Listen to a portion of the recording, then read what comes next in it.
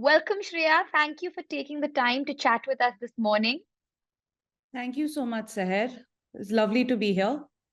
It is a great honor to have you. We have spent much of the morning today talking about safety of women, how the law doesn't always protect women when we need it to, how the society doesn't always protect women when we need it to. But before we get there, and we've been reserving a lot of this for you to come and talk to us about it. But before we get there, can you maybe talk everyone through the journey with Section 66 and how you ended up taking it to the court? So, I had just come back from college and I was undecided. I was in my so-called gap year, which could have extended forever. But, and that is where I saw all of these news reports about, uh, especially what really connected with me was the two girls in Palghar in Maharashtra. They were arrested for their own protection under 66A. And what was their so-called crime? Their crime was that one of them wrote a post on Facebook, "Why is Bombay shut?"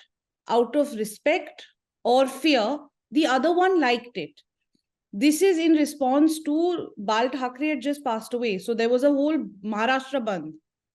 So they questioned that. A simple question, a question that was asked many times on normal media, traditional media, let's put it that way, on TV, in the newspaper. There was enough debate about it going on. Why pick two girls and arrest them for what they have said, which is being said everywhere? Was Wow. it so bad? Was it so criminal? That got me Yeah. thinking, what is this 66A? So 66A, then I found the Information Technology Act.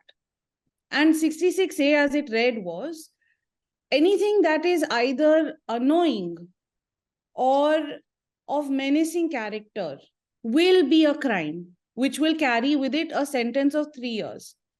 Now, I may find my mother annoying some days. I may find my best friend annoying some So, days. so hold on, Shreya. Does that mean that if you post something, I don't know, you go and write, "I don't like Kareena Kapoor's outfit today," Yeah. I can say, "This is really annoying. Please arrest her." Yes. That is That's exactly how it was used. So there was Palghar in Maharashtra was one incident. Another incident was a cartoonist in West Bengal.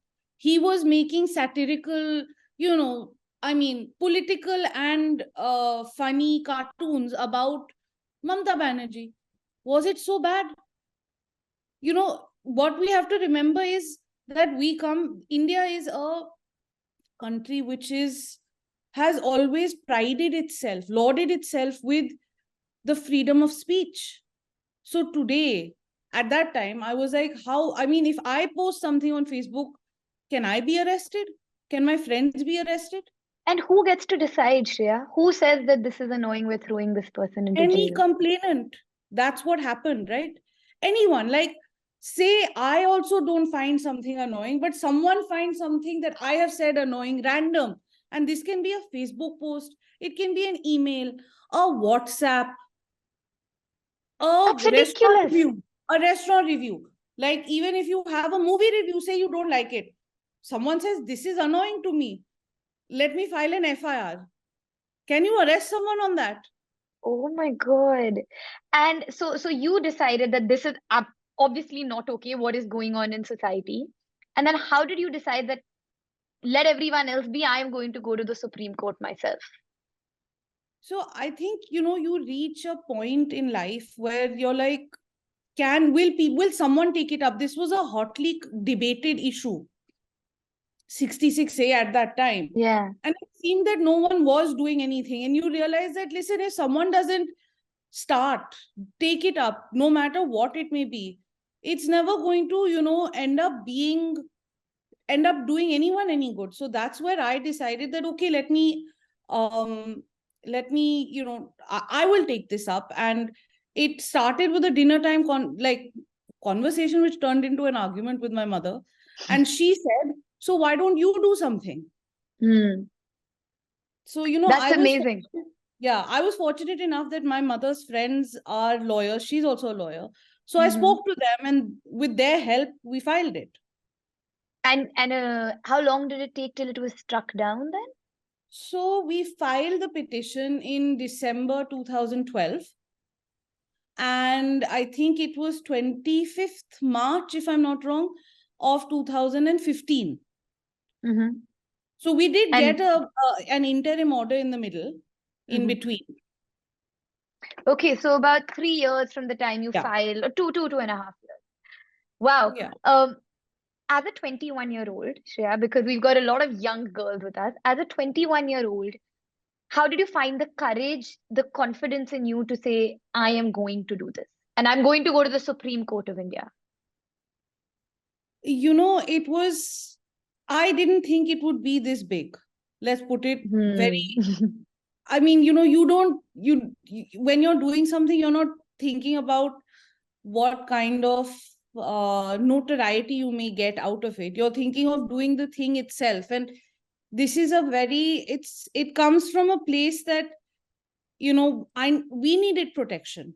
That should Mhm. it go forward like this, what else will happen? Because it is inevitably ends up being used as a tool by a political tool, let's put it that way, that Mhm. someone will use it against someone just to seek revenge. And that is not something that, you can't restrict, Yeah. you can't stop free speech because you find something annoying or a menacing character. There are Yeah. certain reasons when you can. Hmm.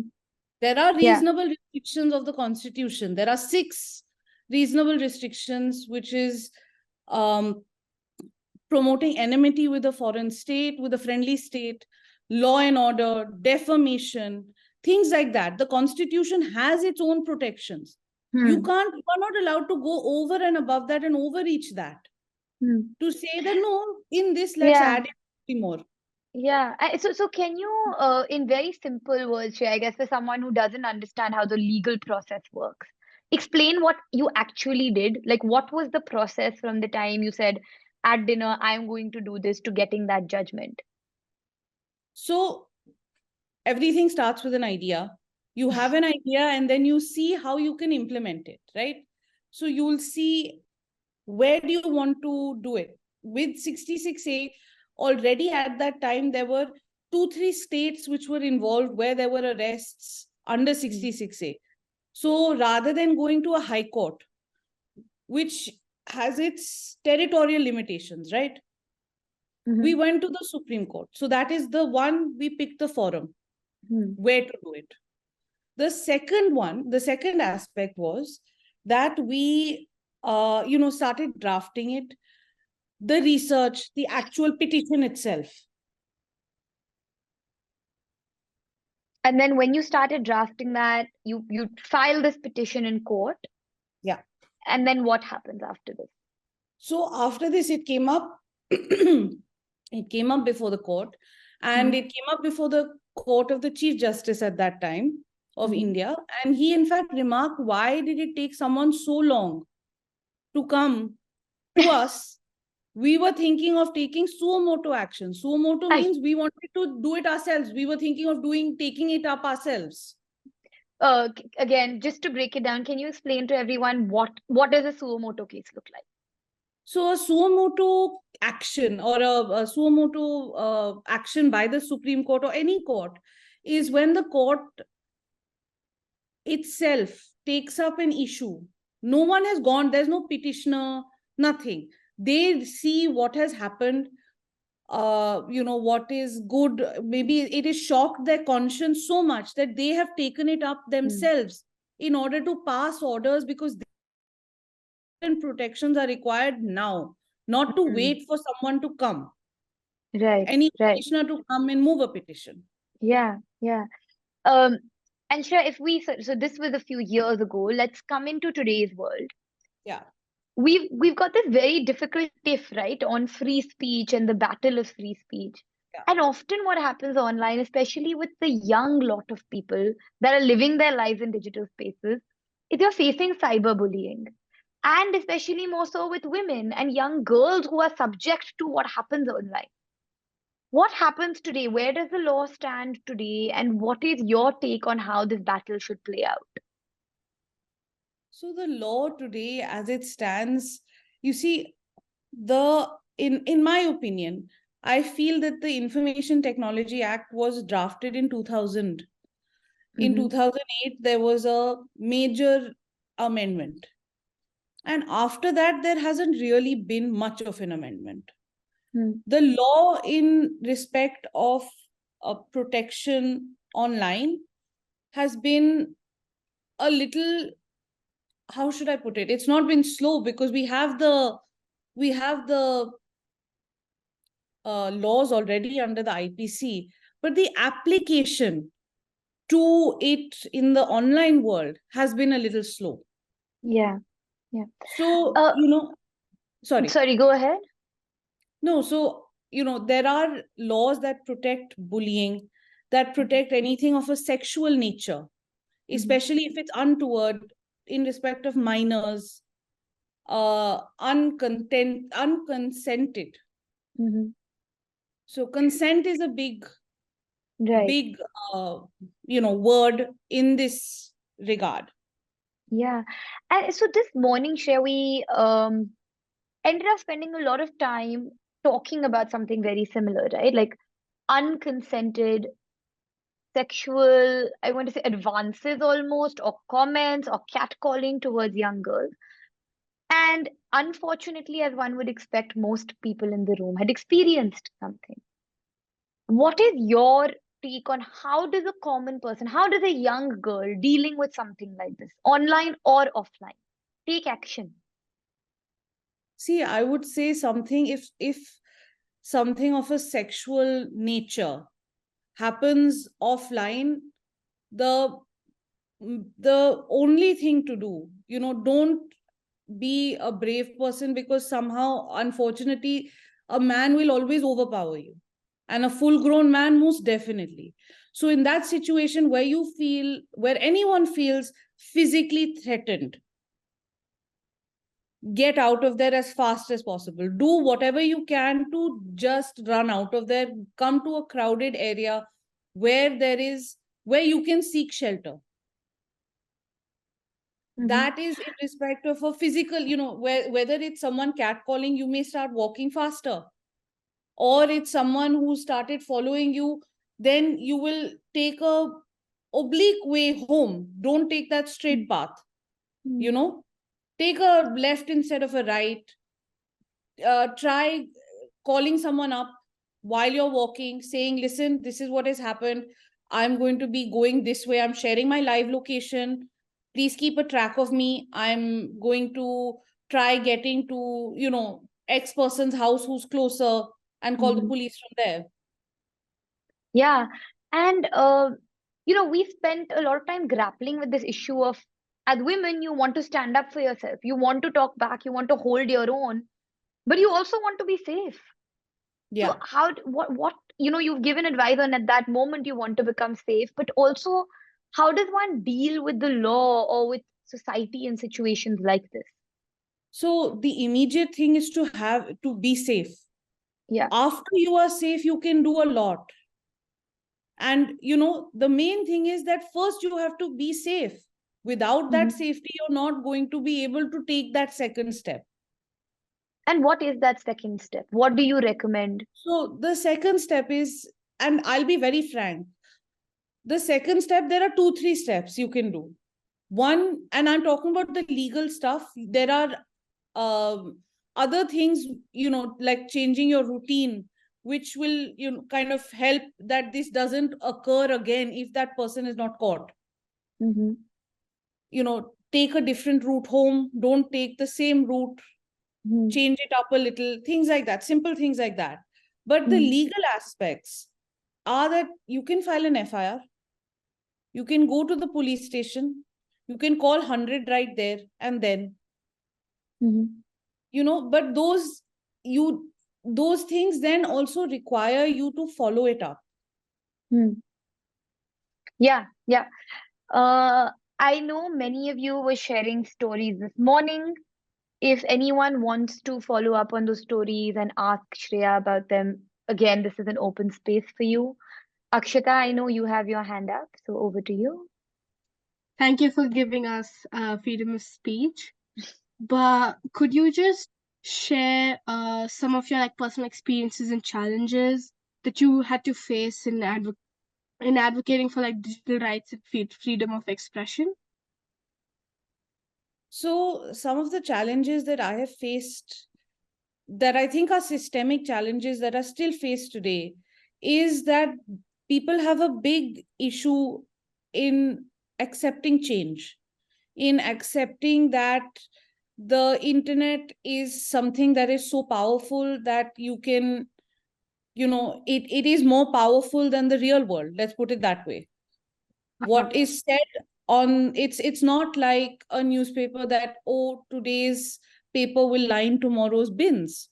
That has gone out the window with the internet. Uh-huh. So the fact that it is there forever, the internet will always have a copy of whatever it is. The Mm. metadata will remain, it will be recoverable, salvageable. So I think that is one. But the second, what I the challenge specifically with respect to 66A was that every political party had ended up Yeah. using it. It wasn't one, Oh. right? It was like, say, in West Bengal, it was the TMC that had used it to silence a cartoonist. In Bombay, it was the Shiv Sena to silence those two girls. In Yeah. Pondicherry, it was the Congress. So it was, I feel that the government in this situation, the pushback will always come from the government, and they didn't hold back when it came to the arguments, when it came to fighting it tooth and nail that no, 66A ought to be there. It is there for the protection. So could you say that the government or like people who have power took advantage of this, like in the wrong way? They took advantage in the sense that this section was added in by the Congress Yeah. Uh-huh. in 2008. Hmm. You hope that the parliament will protect your rights. That's why you are electing your representatives. There was a Yes. 4-minute debate, so called debate, and it was passed. Much like many of the bills that are being passed currently, without any debate. So if something goes without any debate, and theoretically, okay, it makes sense, fine, it is for protection. But practically, how is it actually used? How is any section implemented? That has to also be seen. If it is only implemented in its breach, if it is only implemented for personal gain, in order to stifle free speech, a fundamental right, or any other fundamental right, is it right then? Does it, should it stand when it is being used? Rather not used, when it is only being misused. Yes. Um, I have one more question. What are some of like the key differences between like traditional free speech and those that are right now in like the digital age? I would say that accessibility is the biggest.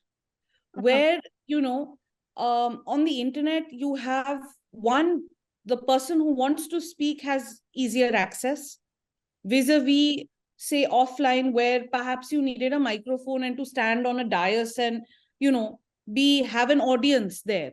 So you don't Mhm. have to be a known person, a known figure, to gather an audience, to Mhm. have that audience, to impart what you want to speak. That's number one. Number two, so that is accessibility of the speaker. Then there's also accessibility of the audience. It's a Yeah. two-way, two sides of the same coin. You have a larger audience. It is not restricted to just a physical area. It's anywhere, everywhere. And It the can become third, like a global, it could yes, go it's global. globally as well. Yeah. You just need an internet connection, right? And a phone. Yeah. You don't even need anything else. So, and the third aspect is that it's instantaneous. Whereas to disseminate speech earlier, there was a time lag from the speech to the people. Here it's instantaneous. You click on the link, you have it right there, the information that you want. So with that, I feel though that there is a higher responsibility on the speaker itself. Yeah, That that comes responsibility. with a lot of pressure, per se.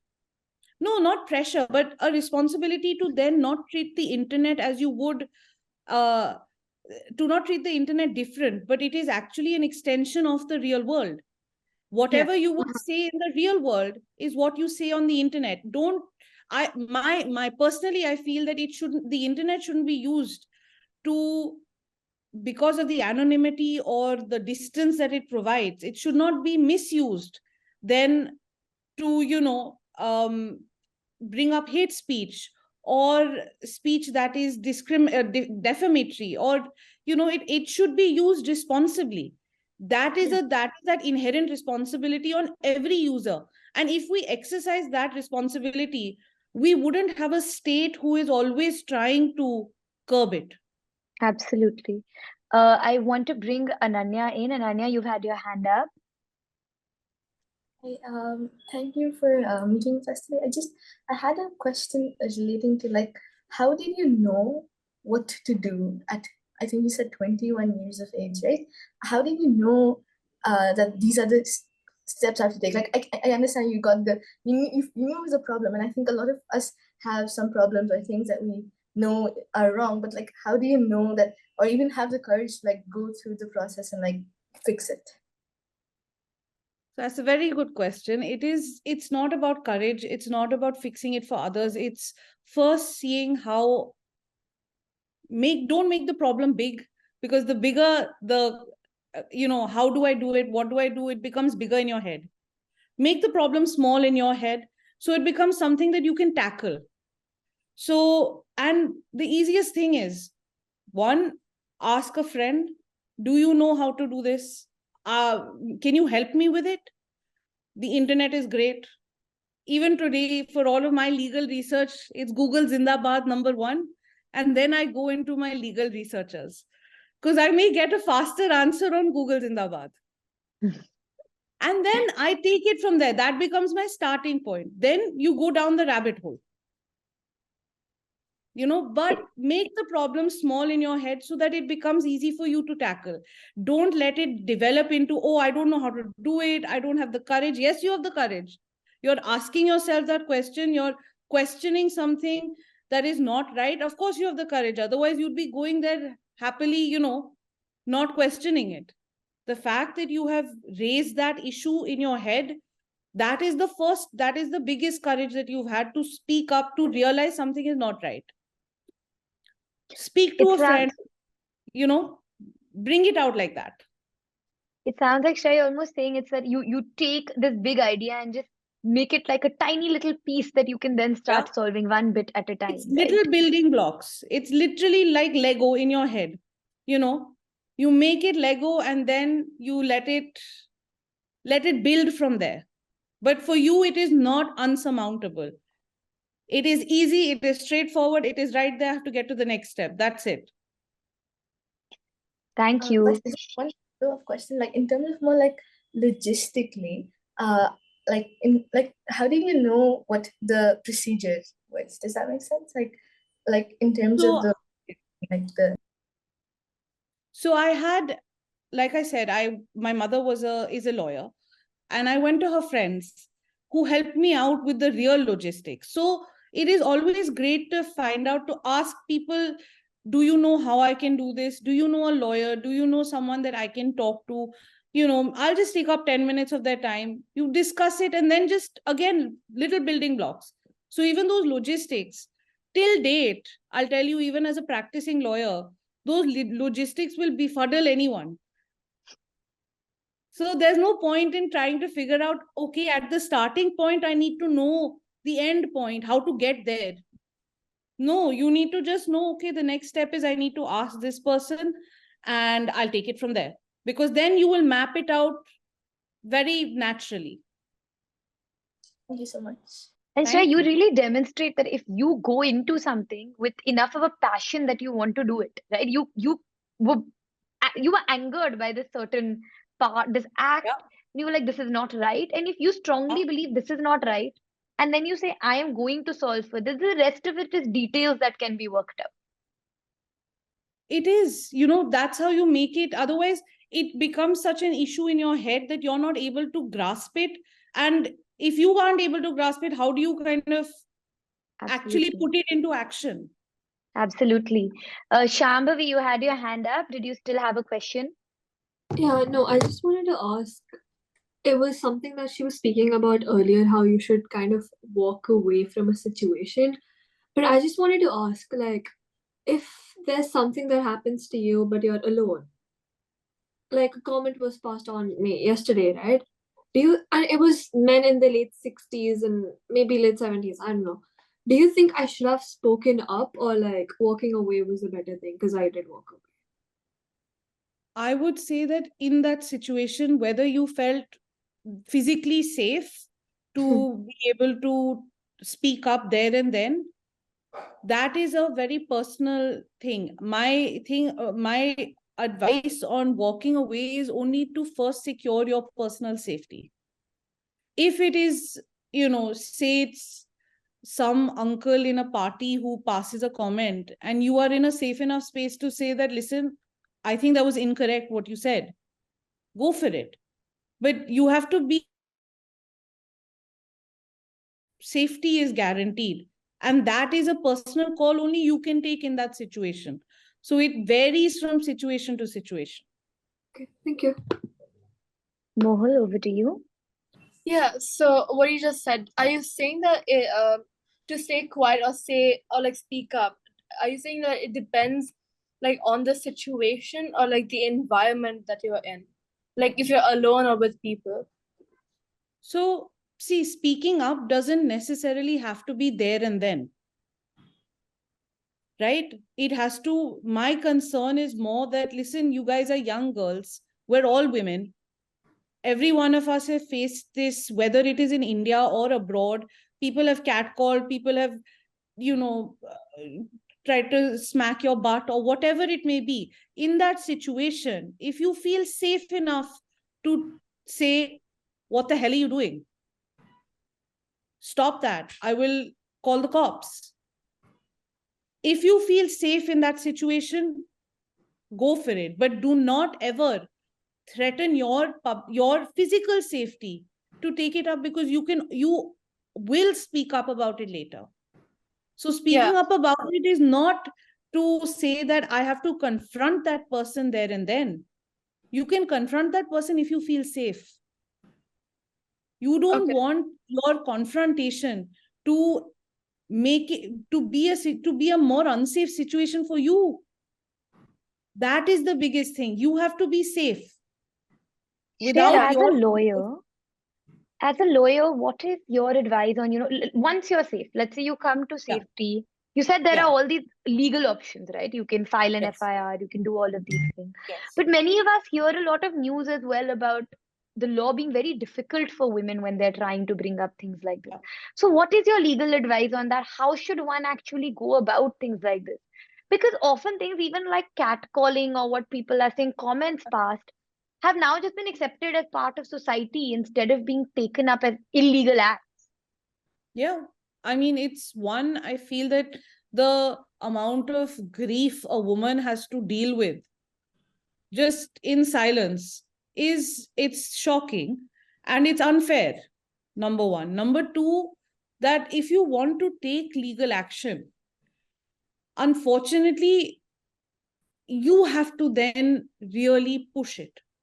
So that means a lot of your time, effort, following up on the FIR, having to go to court as the complainant. So a lot of women then get daunted by the fact that you have to do all of this. They say it's not worth it for someone, say, who's catcalled me. So maybe another option which is there is that if you know the person, if you want, you can always name and shame. It does have that, you see, the people think that they are so great, they're so dominant that that person will never say anything. You break the cycle by naming and shaming them. And with that, inevitably, these are repeat offenders. There you will have rally. People will come and rally with you, because you will find, unfortunately, camaraderie even in this type of a situation. Yeah. And catcalling or such offenses are technically illegal, aren't they? Yes. But do you ever see cases coming up where people go through the trouble to report them? See, I'll tell you no, because from, say, the FIR, you file a complaint. Police actually registers the FIR. Then you go, and I'm telling you something very practically. It's not to say that the law is bad or something, or it Yeah. takes time. It does, but you have to see whether it actually becomes worth your while to go to the police station for the investigation. Then they will take it, then a charge sheet will be filed, it will go before court. Every court date you will have to go. Then if they find the accused, say sometimes it's a random person on the street, you don't know, there's no CCTV camera, then what do? Even the state doesn't pursue it. Yeah. So it's just riddled with challenges. It's riddled with challenges, and unfortunately, in that is why we say, okay, हम सह लेंगे, क्या है, हमें ये नहीं सहना है. Yeah. Which is the opposite. It should be.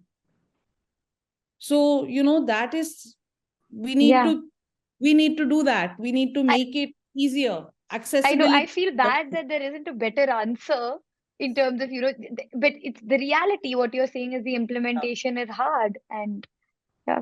And it's hard on Amina, the woman. it's hard on It's the woman. hard on the Absolutely. woman. Yeah. And Miss this is just Sai, catcalling, even rape. It becomes Yeah. even harder. Yeah. No. yeah. I know we have to let you go. So Amina, quickly Oh. over to you. Sorry, you may have brought this point up before, but my Wi-Fi wasn't working, so I'm not sure if I heard or if you did say this. If a woman goes through like what was just being talked about, if she's like harassed or catcalled, and what would you do to help her? Like, how would you help her handle the situation? So, if it happened in front of me right there and then, or later? Like, if she like came up to you about it and asked you for like You mean as a advice or like lawyer? help, yeah, As a lawyer? hmm So I would tell her exactly what I've told you, that listen, if you want to take it up, you can. I will help you.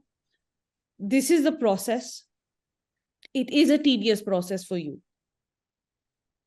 That is a call you have to take, whether you want to take it up like this legally or not. There is another option also. The other option is you can name and shame.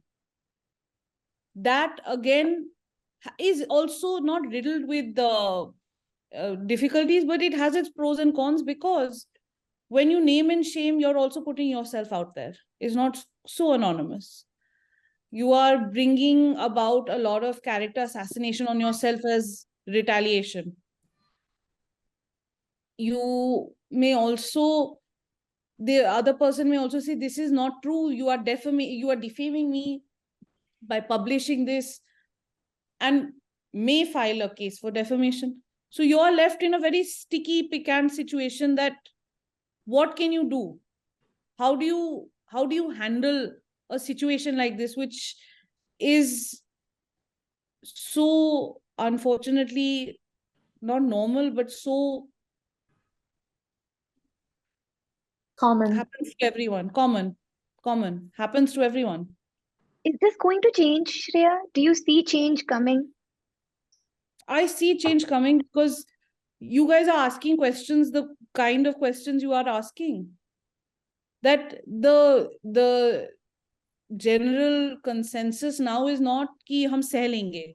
It's not that, okay, we'll deal with it, this is just one more step in our stride, we've overcome this hump. It's not that. It is that, how dare you try to do that and expect me to take it lying down.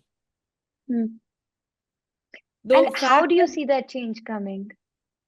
I think in every little interaction that happens, this type of interaction, that is the change. When a woman doesn't simply say, sorry, I'll go away, but says, how dare you try to do that? Right. Listen, I want to state a story that happened while I was in college. I was walking back alone. I was 18, 19, walking back. I was in England alone, walking back at night from a Diwali. The Indian society was having a Diwali celebration. So walking back from there, maybe a half an hour walk. And it was the nice part of town. I was literally crossing the BBC building where a bunch of older gentlemen were walking the opposite way, and they kind of whacked my butt. And I just started walking faster.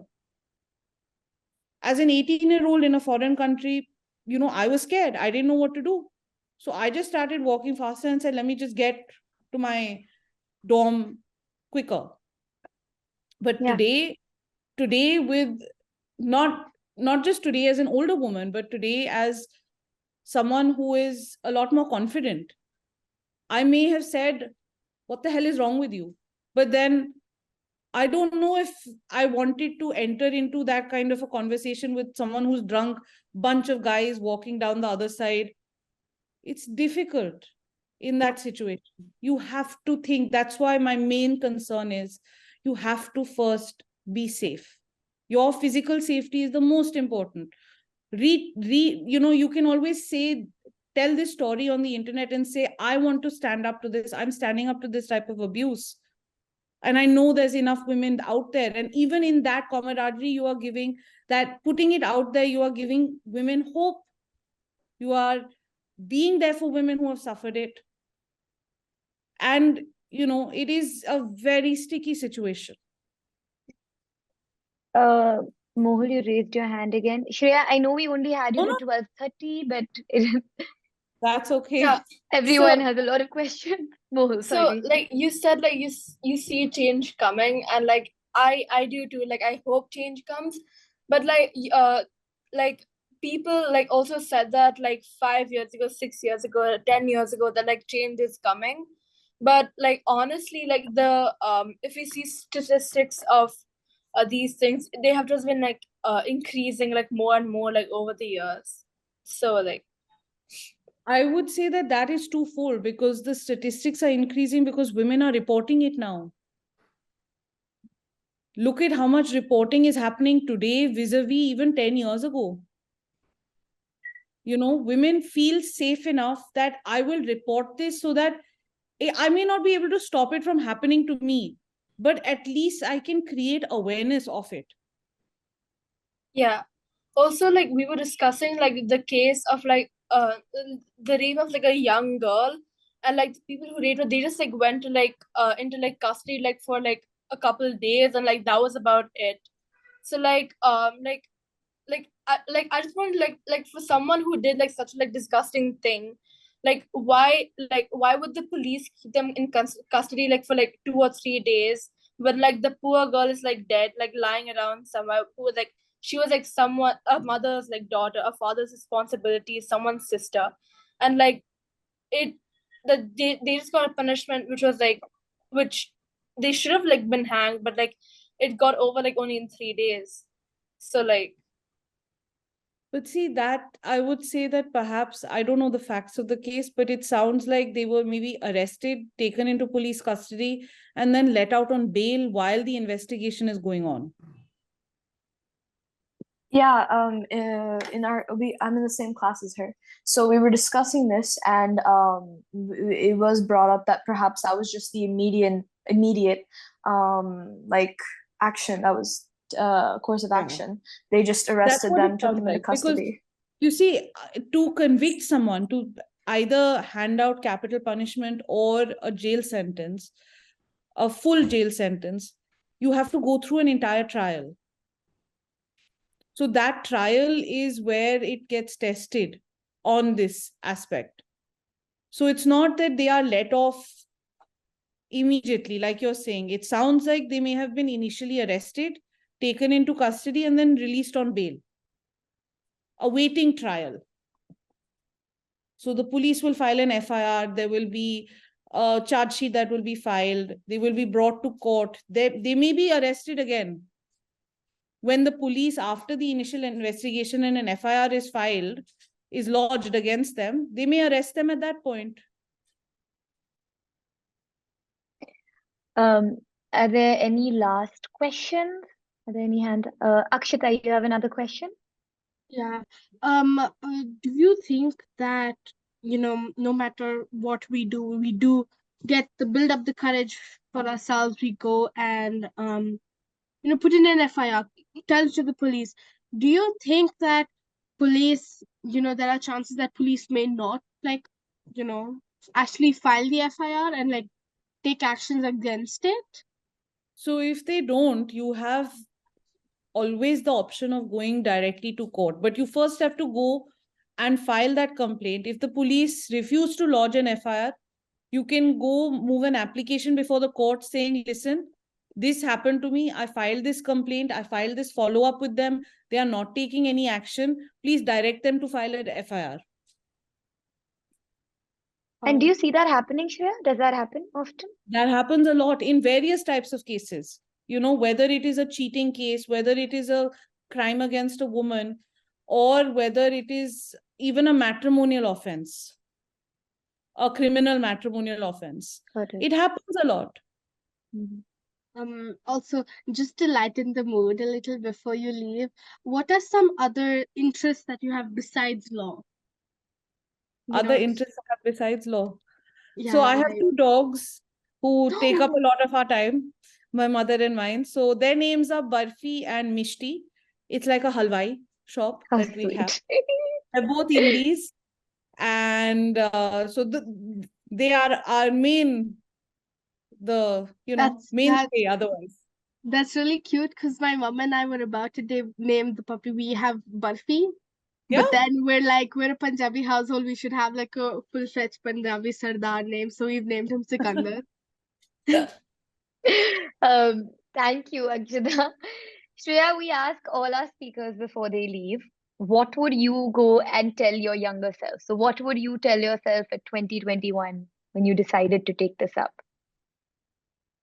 Persevere, put in the hard work. Eventually it will pay off at some point. And sorry, one more last question. We have some budding lawyers here, aspiring lawyers. Any advice to them before you leave us? Persevere. It is do the internships. It is very hard, and you will get that one chance when your boss sends you to take a Passover, and you end up having to argue, and you will get your confidence there. Thank you so much, Shreya. We have taken more time than we asked for, but it was because everyone wanted to chat with you. Thank you so much. Thank you for inspiring everyone here, for having the courage and the perseverance to rally through the hard times. And we hope to see you again soon. Thank you so much. And it was, you are all the inspiration today. So thank you. Thanks, Shreya. Have a wonderful Sunday. You too. Thank you so much.